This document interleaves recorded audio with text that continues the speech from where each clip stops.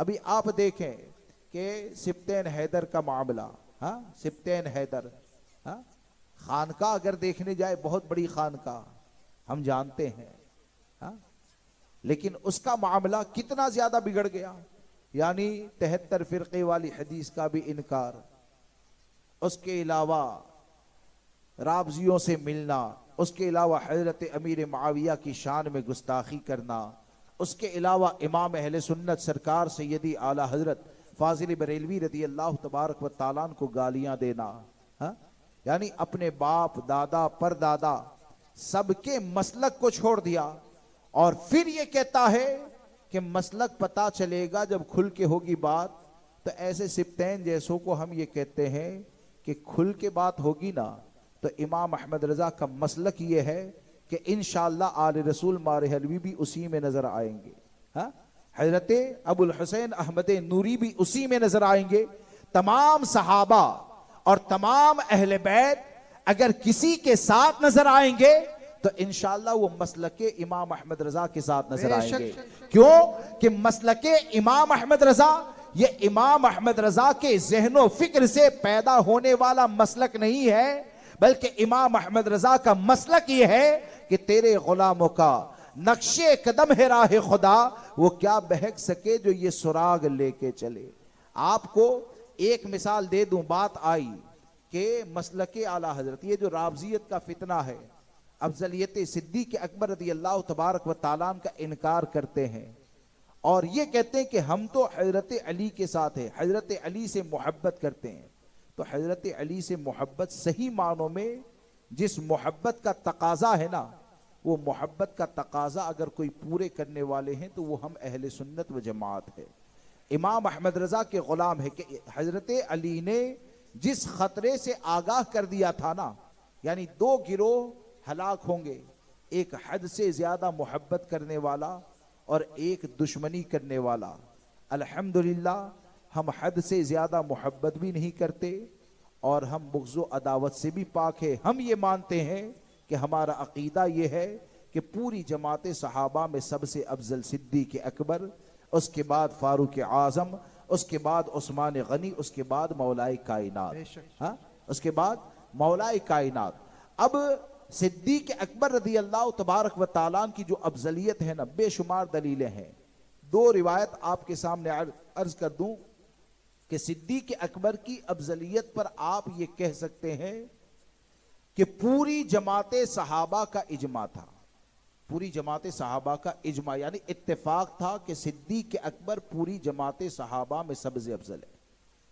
अब जुज़वी फजीलत का जहां तक सवाल है ना, तो जुज़वी फजीलतें तो मौलाए कायनात को है, कौन इनकार करता है। जुज़वी फजीलत अगर देखने की बुनियाद पर अगर किसी को पूरी जमात सहाबा में सबसे अफजल कह दें तो हम ये कहते हैं कि हजरत उस्मान को जो फजीलत हासिल है, बताएं किसको हासिल है, हा?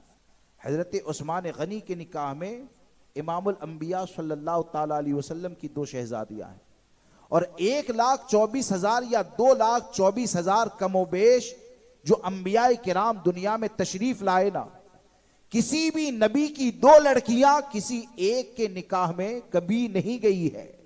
लेकिन उस्मान गनी वो है कि जिनके निकाह में इमामुल अंबिया की दो शहजादी आई है। सुभान अल्लाह। तो जुज़वी फजीलत ये तो हजरत उस्मान गनी को भी हासिल है, मौलाए कायनात को भी हासिल है और बहुत से सहाबा को हासिल है और जुज़वी फजीलत से कोई इनकार भी नहीं करता है। लेकिन फजीलत मुतलका पूरी जमात सहाबा ने अंबिया और मुरसलीन के बाद अगर सबसे ज्यादा किसी को अफजल माना है तो वो जात सरकार सैयदना सिद्दीक़ अकबर रज़ी अल्लाह ताला। जैसे कि एक रिवायत है कि आक़ाए करीम सल्लल्लाहु ताला अलैहि वसल्लम जब वाज़ो नसीहत फरमाते, सहाबा किराम ऐसे चारों तरफ से बैठते, मिसले कंगन के बैठते और सिवाय सिद्दीक़ अकबर रज़ी अल्लाह तबारक व ताला के किसी और की जगह मुंतखब नहीं थी कि ये यहां पर ही बैठेंगे। लेकिन सिद्दीक़ अकबर रज़ी अल्लाह तबारक व ताला की जगह को खाली रखा जाता था, सहाबाए किराम खुद खाली रखते। और कभी आप उस महफिल में तशरीफ न भी लाते ना तो हाल और मामला ये होता कि जब तक सिद्दीक़ अकबर ना आते कोई भी सहाबी सिद्दीक अकबर की जगह पर बैठने की कोशिश भी नहीं करता, चाहे वो उस्मान गनी हो, फारूक आजम हो, मौलाए कायनात हो, कोई भी सहाबी हो।